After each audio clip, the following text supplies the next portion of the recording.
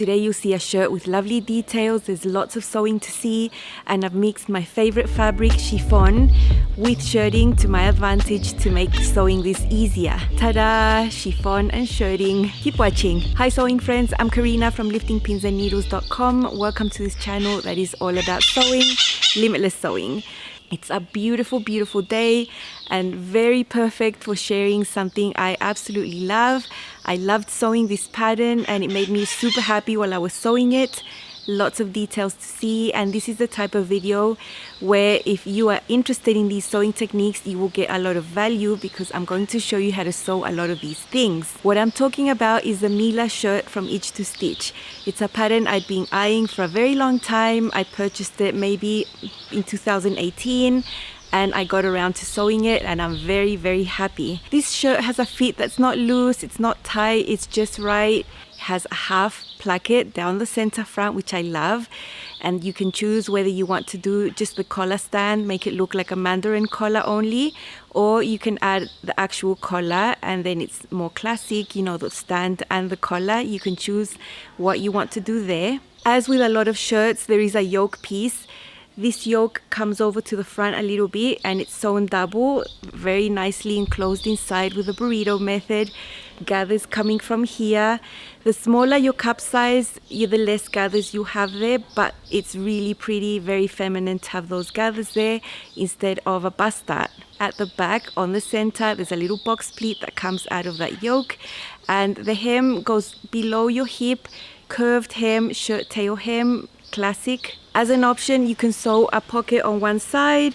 The sleeves are long, they have cuffs. Into those cuffs are two little pleats, and the detail that I mainly love and find extremely delicate and feminine is that little slit there that is bound, goes into the cuff, and that overlaps for the button. It's a very classic feature that you'll see on a lot of women's shirts and blouses. I always prefer this. I think it's much more delicate, very pretty, and super fun to sew. The other optional thing that you can do with this is sew a little tab that's inside the sleeve and have your sleeves end up being 3/4 with that little button there. It's a project that is going to be super satisfying to sew. It won't take you just an afternoon to do. There are lots of nice little pieces to cut and steps to follow, and this type of sewing is the type that is going to help you grow in your skills. As always, Itch to Stitch has beautiful, beautiful instructions, so it's all very, very doable. Itch to Stitch has an awesome Black Friday sale. It starts today, Thursday the 26th of November, and goes through Monday the 30th of November.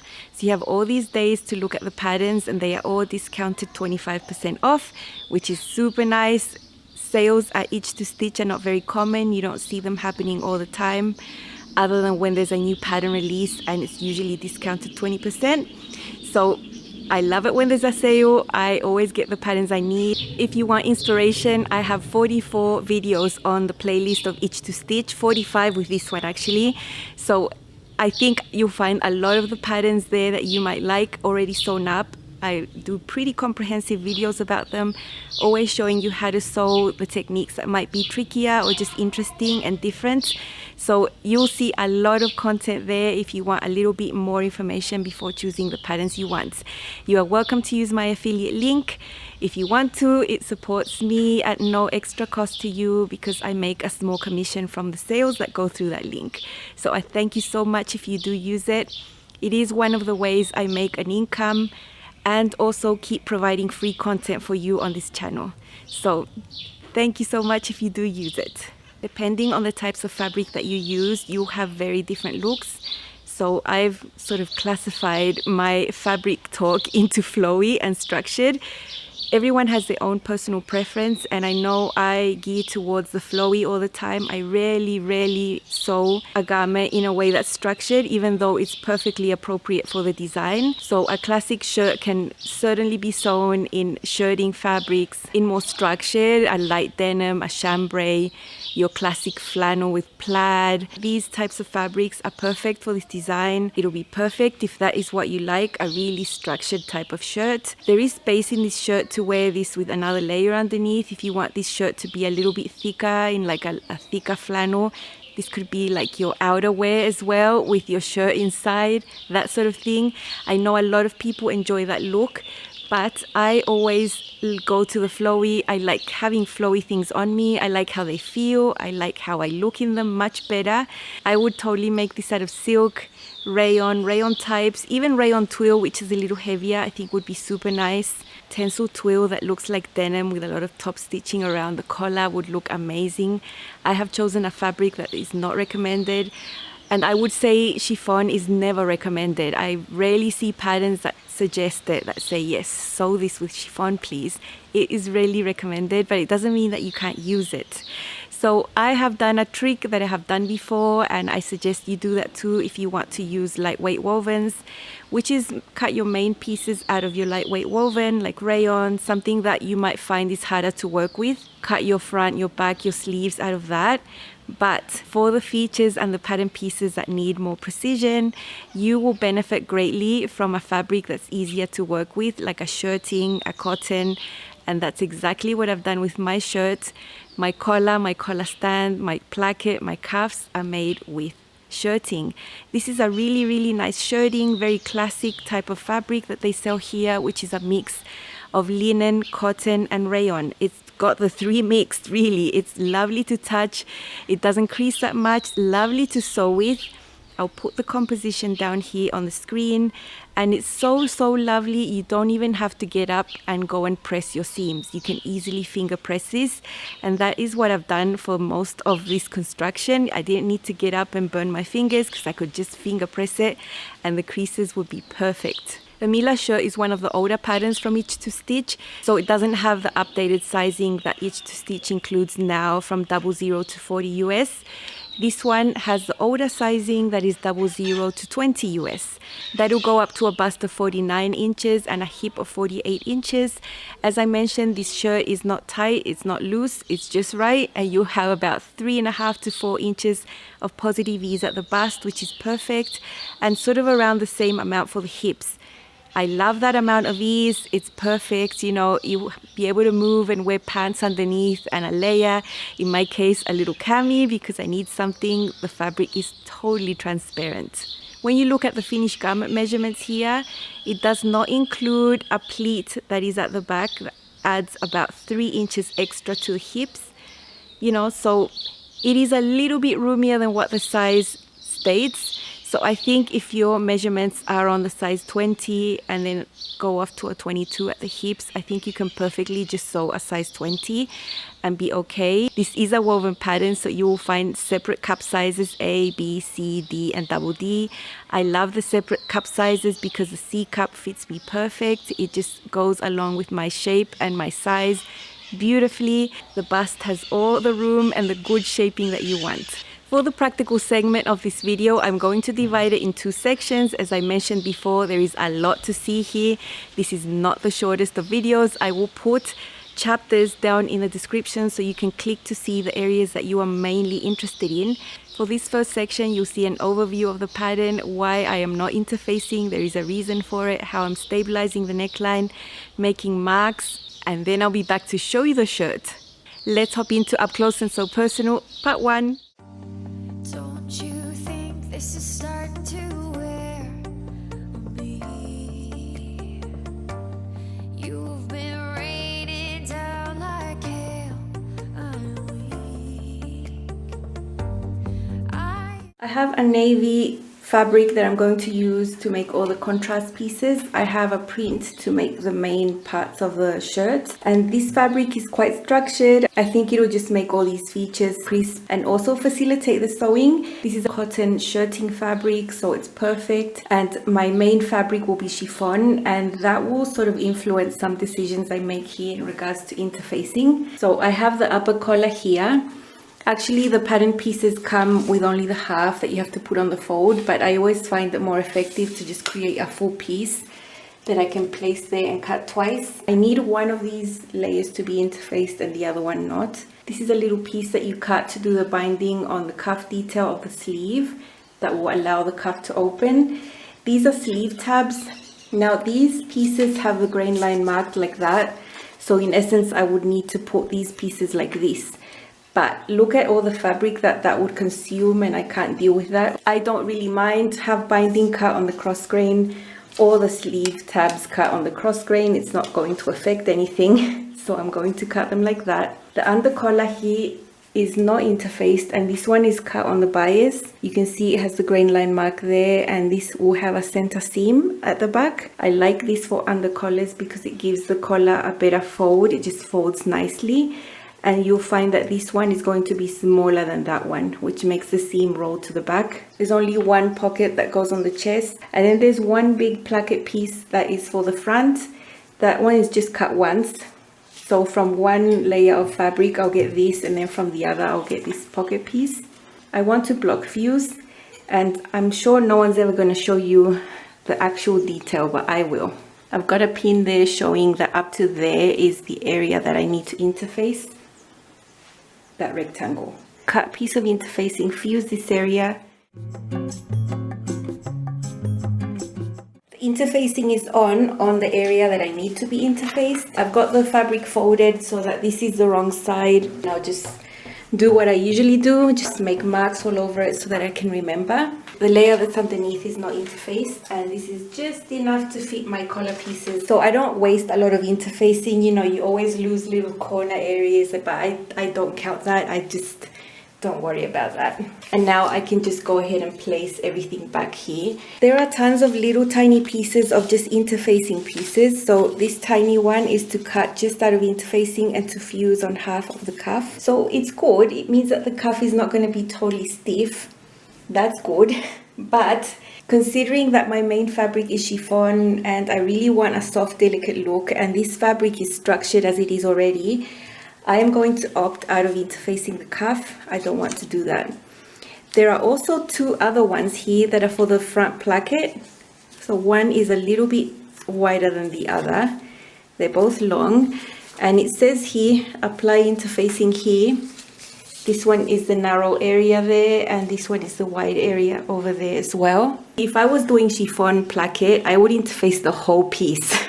Same as if I were doing this out of rayon. I would totally interface the whole thing. I wouldn't just interface certain areas. But because this fabric is super structured and will hold up on its own, and I'm sewing this placket onto chiffon, I don't want to have that contrast of a really stiff placket and a really soft chiffon blouse. So I'm not going to be cutting these interfacing pieces. You are welcome to. It's all about fabric choice, and I'm very happy to change some things around to match my fabric choice. This is the front placket, and it only needs to be cut out once. The important thing about this one, and it doesn't say on the pattern piece, is that you need to cut this piece with the right side of the fabric up. So on the other side, you can see the scribbles. That means the wrong side. This means the right side. This is the way that you need to cut it so that it ends up being correct on the front of the shirt, or else your overlap will be on the men's side, sort of thing. So just be careful with that, because it's not written here on the pattern piece. Sometimes it is, not this time. This is my front placket piece, and I have cut it from my fabric right sides up, as I mentioned. After cutting it, I realigned it perfectly with the fabric underneath and put my tracing paper between there. And you can see with a ruler, I just marked super neatly on top. You can see the ink marks. And now I have very nice lines here that I can see. So you can see the nice detail you can get with tracing paper, a ruler, and a pen. The only issue is if I apply heat to this, they will disappear instantly. I'm gonna go and finger press this actually. So this is the front placket piece. This is the right side of the fabric up, and beautiful little lines everywhere. I'm going to flip this so that you're seeing the wrong sides up. And then on this edge that's longer, there is a first fold that is at 3/8 of an inch. And I can see the line there. So I'm going to go ahead and fold this super neatly, and I do sort of like an accordion.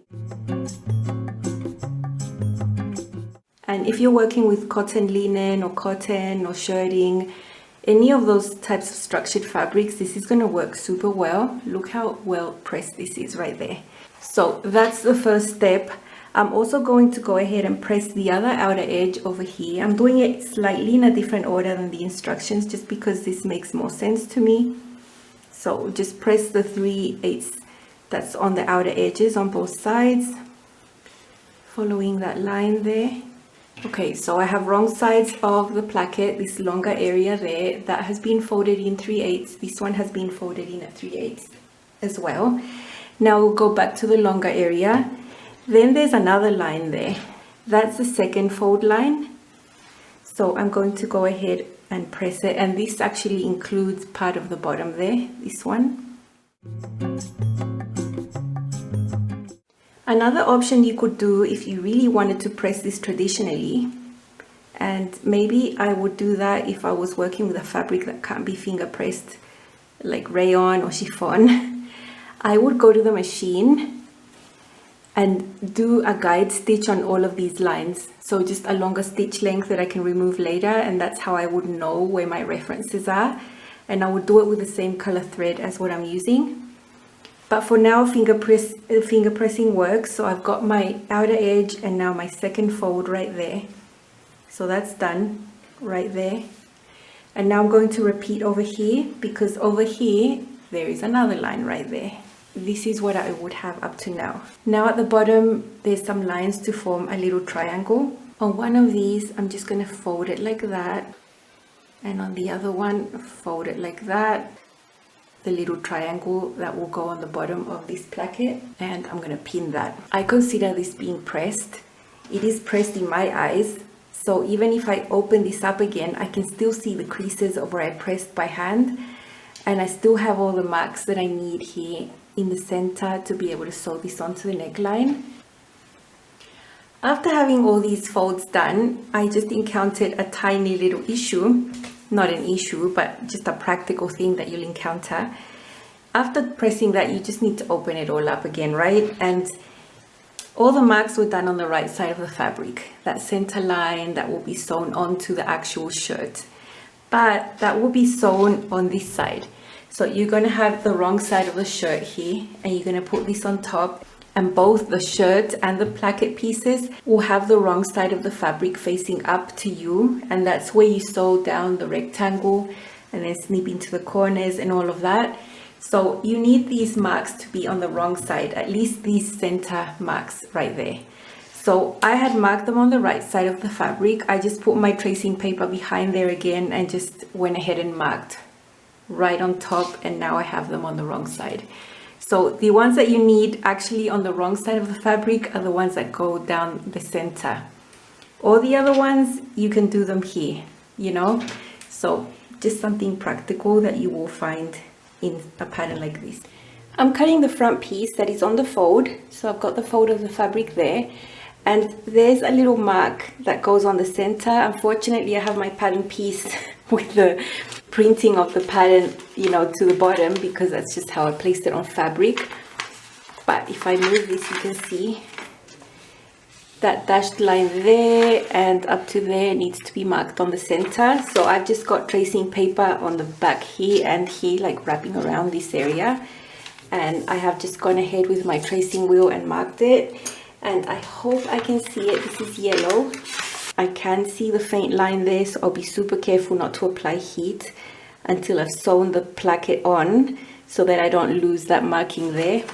Here are all the smaller pieces that I've cut out of my shirting fabric, and they're all interfaced and all marked and ready to be used. Over here is a sleeve tab. That'll be one of the last steps. One pocket for one side of the chest. This is the little binding piece that will go on the slit that the bottom of the sleeves have. That is the cuff.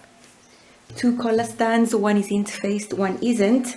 These two I cut at the same time. You saw that I interfaced a piece of fabric first, so I cut them both at the same time. That ensures that they are going to be exactly the same because I cut them at the same time. So I'm not going to have one collar stand slightly longer or shorter than the other and them having not matched. So I think that's important to block views and to cut them both at the same time with extended pieces. Reduces the risk of error greatly.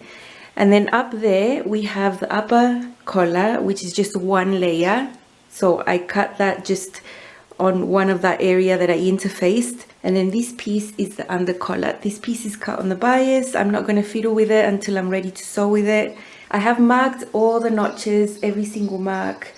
The most important ones are the ones on the collar. This is the back, it's cut on the fold. It's difficult to mark this fabric, so I've got some faint yellow marks from my tracing paper that I can see. I doubt you will be able to see them because I can barely see them. Up there on the top are the yoke pieces. You need 2 layers because this uses the burrito method to enclose all the seams. So it's going to be a nice clean finish. That round neckline there on the top on the yoke, I'm going to go ahead and put some fusible interfacing just on the edge, and you've seen me do that before. I would rather do that than stay stitch. I think for this chiffon it'll just give me more security that it's not going to stretch out. So I'm going to be very careful to do that as soon as I'm done showing you this. This is the front piece and it's cut on the fold. Now if you look right there, it looks like the neckline is mega high because look at that tiny little curve. But actually part of the neckline is part of the yoke as well. And also we have these marks going down here like a rectangle up to there.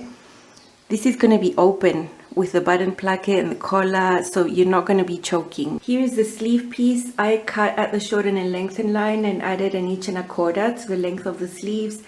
I didn't do any length adjustments to the shirt. Maybe it will be super difficult to see, but from one of these sides going in about 3 inches, there's a little line that goes like that and then like that, and I've marked it in yellow. This will need to be cut into, so you need to cut this little piece off, and then that will allow you to extend this piece and put that binding there. Here is my beautiful shirt. I love this print. I found this chiffon in Chile in the summer and I brought it along with me. It is very transparent, very delicate, very beautiful. It has colors that I love. And I thought really hard about what contrast color to use for these features. And it is a navy blue background, so I stuck with that. I think any other color would have just stood out in a weird way. Like to keep it classic. This is a classic style. You can wear this forever. These types of garments are worn all the time. They're off the trends, you know, they're just above the trends basically. You can just wear them forever. Here you can see the collar stand and the collar, all the top stitching that was done there. Now doing this with this type of fabric was so helpful. You know, doing this with chiffon is also possible, but why when you can do this and make it easier? Not that I'm trying to run away from hard things, because I'm always doing things that require a bit extra, but why not do it like this? It's so achievable, and my goal is to always simplify things for you, to encourage you to try these things and not just get stuck sewing t-shirts and knit dresses, which are also great. But if you want to improve and grow in your sewing, these projects are perfect. The undercollar at the back has a center seam and the undercollar is cut on the bias. It's really good because it lets the collar hang beautifully. The undercollar is always smaller than the upper collar, which makes this seam on the edge roll inside and look super good. It's so professional. There you can see the top stitching on the collar stand. Very nice. So nice to do with this fabric. I can't recommend doing this enough. Mixing a light woven with a shirting material, some type of material that is easy to work with. I don't need interfacing on some aspects of this. I did do it for the collar, but not for the button placket. I didn't want to weigh this down and create bulk. There you can see the bottom of the placket, how it finishes in like a little tower thing, inverted of course, the top stitching, the buttons going up, buttonholes. I always measure where I want my button by trying this on, figuring out where my bust height, and that's where the first button goes, and then I measure up and down, and that's what I do. I don't consider the marks on the pattern because those buttons might not match where my bust height is. I don't want to have 2 buttons and my bust height in the middle, because that's what gives you that gaping that you never want with anything that has buttons. I always try to avoid that at all costs by doing that, and also just making smaller intervals between buttons. I'll usually put more buttons than what a pattern says because I just want to feel safe and secure and that nothing is going to gape. I have shown how to sew a half placket before with another each to stitch pattern, the Shemaina's top. That was around May or June this year. The technique is very similar. There are some differences, but the concepts are all there. So if you want to see how you can sew that, I filmed it in detail and it's not as hard as you think, not as hard at all. Now the whole sewing of this shirt is on Patreon because it was the pattern that was chosen at the end of October. So the ladies that joined me on the Orchid tier of Patreon have the full detailed sew along. I think it's 5 parts. about 2 hours of edited footage to sew this. About this little pocket, I found it a little bit small. I actually folded the edges in only by 1/4 inch to make it the biggest it could be because I found it small. So you might want to see if you make that a little bit bigger. Here at the back, you have the yoke right there. There are 2 layers. Everything is enclosed with the burrito method. That encloses the front where the gathers come from. I'll show you this inside out because I have done French seams. I love doing that. That was an extra step I chose to do. This section of the shirt is totally clean, totally enclosed in there. And because I was working with a fraying material, I did serge inside anyway, even though it is enclosed. I don't want to take the risk. And this is the wrong side of the shirt on this section of the front. I also enclosed that seam and it's also serged inside just for safety. The seam of the sleeve is not French seamed. I am not a fan of French seaming sleeves because of the curve. I don't really care for having such a nice thing inside when it's not going to look that nice on the outside. I always want to prioritize how a garment hangs on the outside. And I know trying to ease in and doing all that with a French seam does not look its best, so I don't do it. But I do have the French seam on the seam of the sleeve and on the side seams. The hem is small. I folded it up twice. The first fold I sew it by hand at less than 1/4 inch if I can, and then I fold it again at 1/4 inch, and then I baste it by hand again. I know that sounds ridiculous, but it's what works for me. It does take a little while, but it will ensure that this curved hem is going to be super pretty with no puckers and especially no seam ripping. If you hand baste, you're not going to be seam ripping at all, if any. And who wants to be seam ripping chiffon? You know, you can rip up your whole fabric trying to do that. So I try not to seam rip if possible.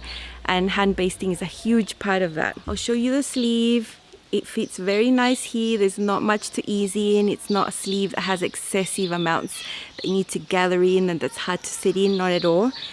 And this is my most favorite part. Now ignore that I have a pin here. Since lockdown, my button situation has been dire.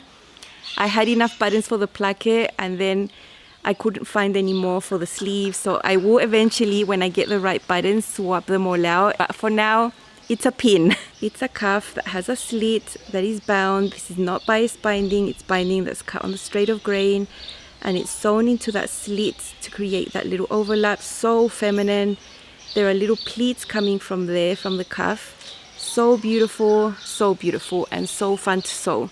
So that is what I want to show you how to do. This is a new technique I filmed. You have not seen this from me, so it's something new. And I hope you enjoy seeing how all this sleeve comes together at the bottom and how you can also do this and it's not hard. So let's hop into Up Close and So Personal Part 2.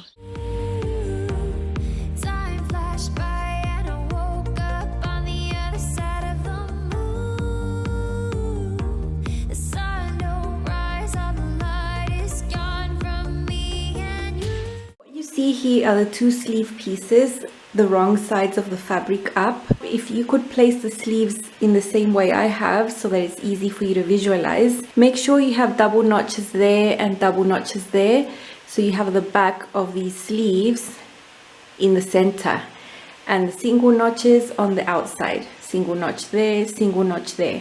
So if you place your sleeves in the exact same way, wrong sides up, double notches in the center, it will be much easier for you to understand what I'm doing with the bottom bits, where there's a slit and some pleats. So let's see the bottom. I hope you can see these arrows. These arrows are pointing this way, and on the other sleeve pointing the other way. This has got to do with the pleats. Down at the bottom, you will find marks to do 2 little pleats. One there, one there. The instructions have you do them from the right side, which is something I've never understood because we make our marks on the wrong side. So I've already tested this. All you need to do is form these pleats, pin them together, and then fold the bulk of the pleat towards the arrow that way.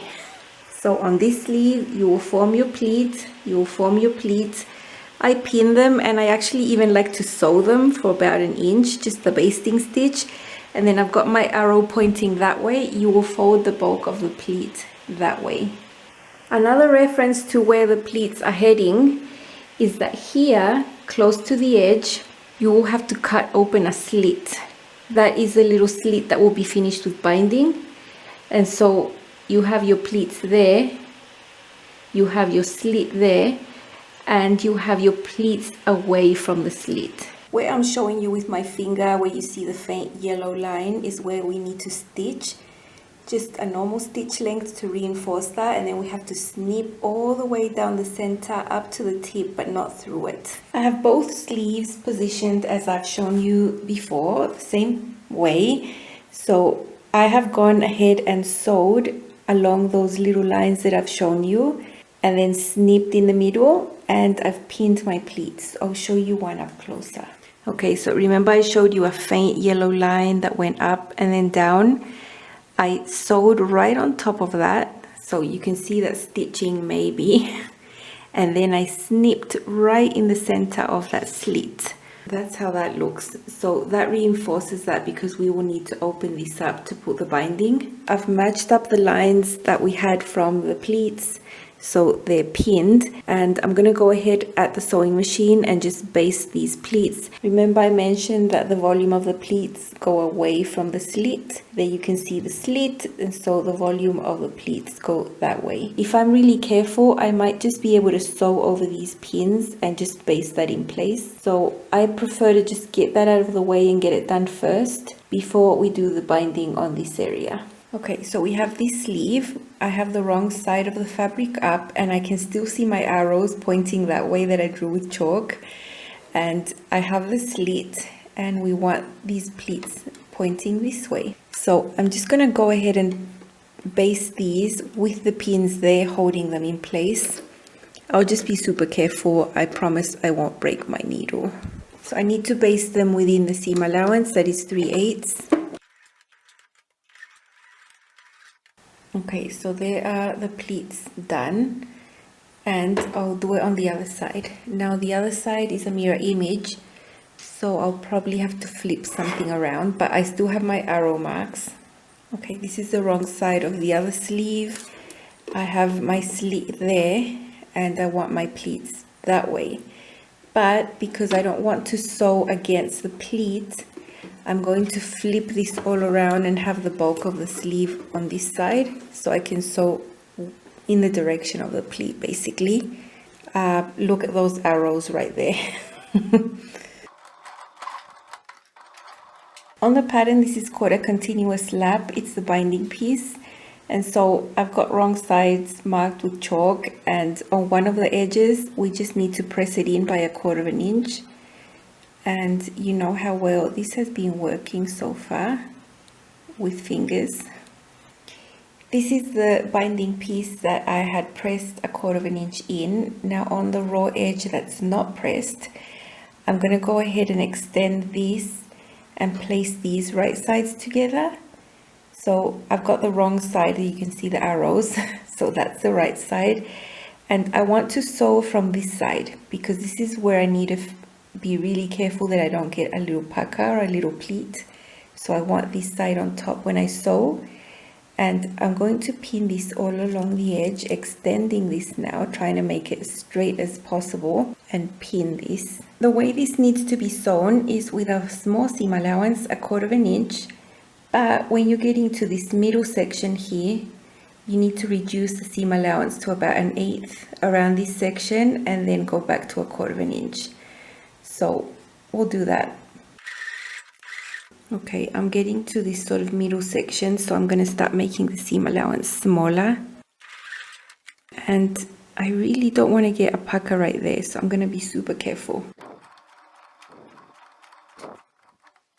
Try to push some of this bulk aside. Okay, this is the section I didn't want to have the pucker. Let's see on the other side. It's okay. So we had the edge that was already folded previously, and now this small seam allowance needs to be pressed in, and this brought over, and you cover this seam just like you would in binding, but this piece is not cut on the bias, so look how clean that's going to be. So I'm going to go ahead and pin this, being super careful. Just pin this all the way until I have this wrapping around and closing this off. And then I'll go ahead and hand baste, and then edge stitch, and then that's done here on this, but then we have to do something in the middle. Okay, and so I don't see another way of doing this accurately without doing this hand basting, especially on this fabric. This is where I've come and wrapped around. You can see the seam allowances in there. So I'm gonna go ahead and edge stitch this.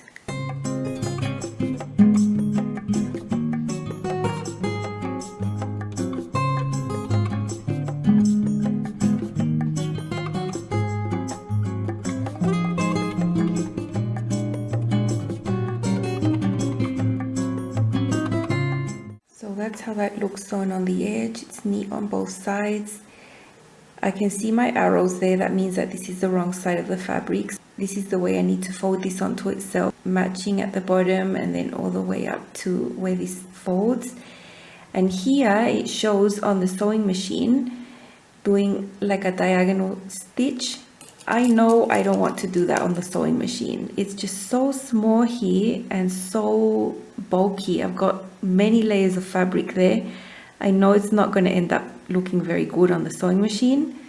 So I'm just going to do a few stitches there diagonally by hand. The other thing that also needs to happen after you've sewn that diagonal there, you need to look at these, and the side that's closest to the pleats, there are the pleats, you need to fold this onto itself like that and just baste that at the bottom so it stays like that. What that will do is on the other side, it's going to make that side overlap the other, and it's going to look like that. That one's going to be folded in, and then that's going to go on top of the other one. On the instructions, this looks like it's this huge thing, like it's really wide, but in reality, it's tiny. Okay, so that's fixed there at the bottom. And now I'm going to go ahead and do that diagonal stitch by hand. This is super tiny. It was only a few stitches. They are done on this binding piece, not catching the sleeve at all. You can see how sharp that turn is there, and there's no important puckers there. And how this overlaps that one. I'll give it a good press. And then I basically have to sew the sleeve closed. I have to sew this seam to that seam, so that all this at the bottom is round and this is the open area, and that's where the cuff is going to go. So I'll give this a good press and then put my sleeve as any other sleeve would be and sew from there to there. To sew these seams of the sleeves, I'm also going to be doing French seams like I did on the side seams. So I've got wrong sides together here, and I'm doing the first stitch at about 1/8 of an inch.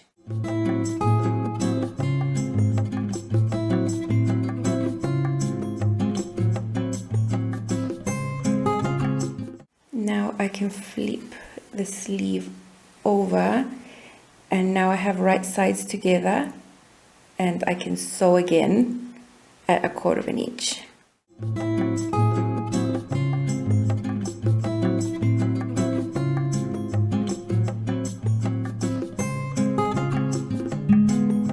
Are the two cuff pieces. Now what I've done is mark with chalk where the interfacing would be. There was a small piece of interfacing that only covers half of the cuff, so if I folded that in half, it would just cover half, and I do like that because it's less bulky. However, I decided to not use interfacing on this blouse just because the main fabric is chiffon and I just wanted to keep it light throughout. This is nice cotton blend fabric, so it's okay. But in case you are interfacing, I do want you to see where that would be in relation to how this is put together. So that scribble area means interfacing. So the side that's not interfaced, you need to fold it in by 3/8 and press it. So I've done that. I've put pins there just to mark the centers, and that's just going to be easier to put it onto the bottom of the sleeve. So I'll just put this aside. What you need to do now is fold these right sides together, and you're going to have your interfacing be right at the edge there of that fold. You have your folded edge, and then that side's not folded, and you're going to close these cuffs on both sides. So we're putting right sides of the fabric here, folding this cuff lengthwise. I'm going to keep this folded edge on top when I sew. After doing that, we can flip it.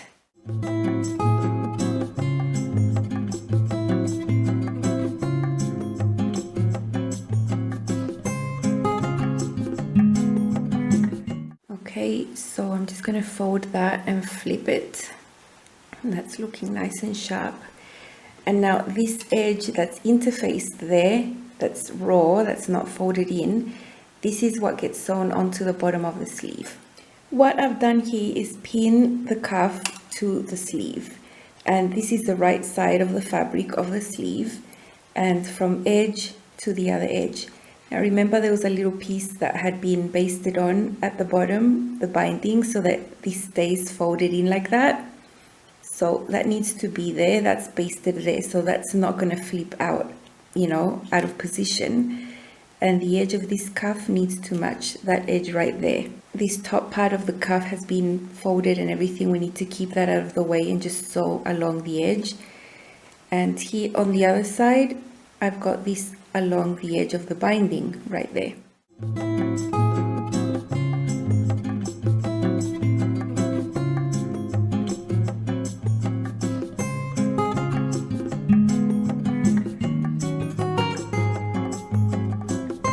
Okay, so that was sewn. Now this seam allowance needs to be pressed up, and you can see how this will easily tuck into there super neatly, and that has already been pressed. So the finish on the cuff edge there is super clean, like that.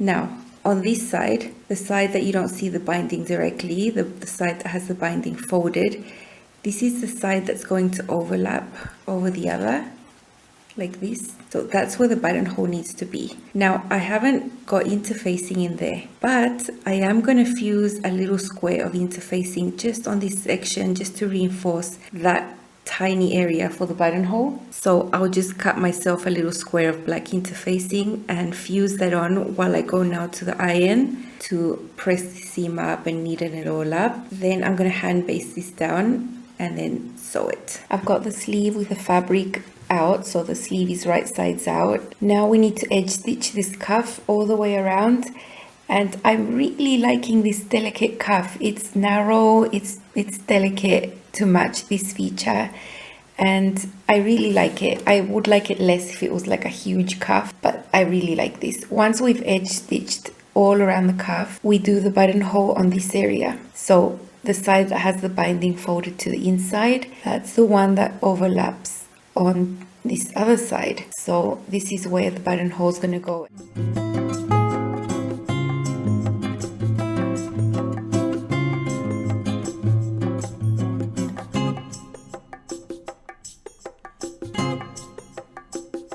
So by now you might want to see it on because the video has been long, but you know, it's these videos that have a lot to share. So let's see this one on. I've paired it with my Eddystone jeans, my favorite non-stretch denim jeans. They fit so well and they go with everything, so why not pair it with this? Here's a faraway look at my Mila shirt. I've got it with my Eddystone jeans. My shirt has many colors and one of them matches the shoes. I'm always looking at those things. I really like the fit. It's got a curved hem. It's not a fitted shirt or loose either. I think it's perfect. That's how it looks on the back. I'll show you more up close. Here's another look. You can see the placket is nice and neat. It's a longish placket, goes further down than my bust height. There is shaping on the sides. I do have layers underneath. I have a cami because this is sheer. The sleeves are blousing over a little bit over the little cuff. Super pretty. Love that. Curved hem at the back. I really love that detail. Tiny hem. It's a hem that's been folded up twice by 1/4 inch. It goes well on the curves like that, on the side like that. Pretend there is a matching button right there. I only had enough buttons to put on the placket and I still can't find 2 buttons to put there, but I will eventually. So please try to ignore that there's a pin there.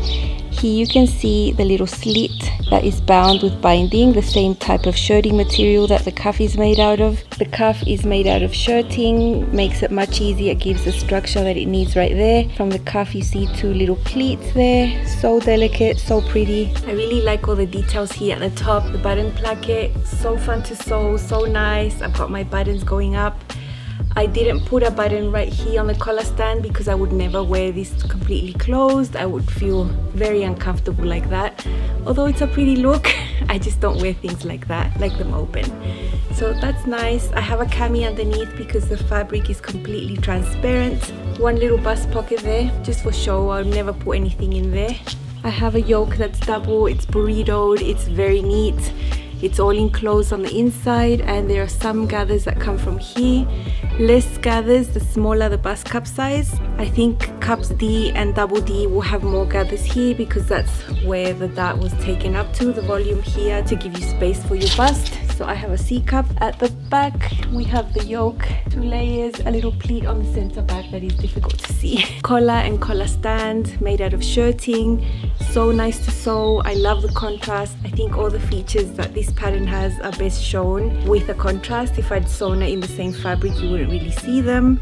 And this is the best way to use chiffon, but keep the fiddly areas with our fabric that's really easy to work with. So I love mixing this shirting with chiffon. Just made the process a lot nicer, more enjoyable, easier, I would say, you know, and still looks really nice. I still get to have a chiffon shirt. Absolutely love it.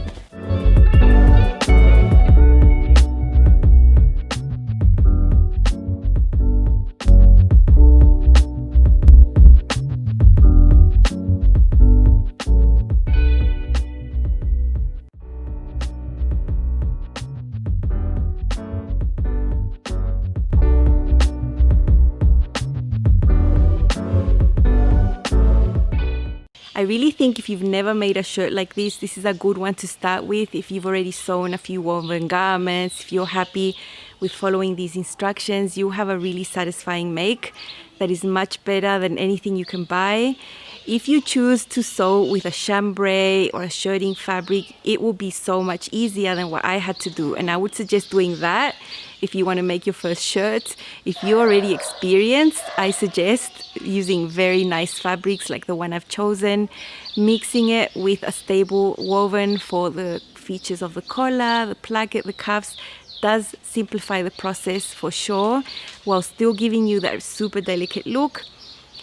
You see why I didn't want to put interfacing on my cuffs and my placket, because it's sewn onto chiffon and I want to keep the light and airy feel without needing to weigh down with that interfacing that actually this shirting doesn't need, because it is super structured, although it is a light fabric. So I'm so happy to have been able to share this with you. I hope you give this pattern a go. Have a look at all the patterns from each stitch these next couple of days until the 30th, or discounted 25% off. You don't need a code, you just go in there and you'll see the prices discounted at the checkout. Don't forget to use my affiliate link to buy your patterns if my sewing helps you and inspires you in any way. It's one way you can support me without it costing you anything. Thank you so much for watching, and I will see you again very soon, very soon. Bye and happy sewing.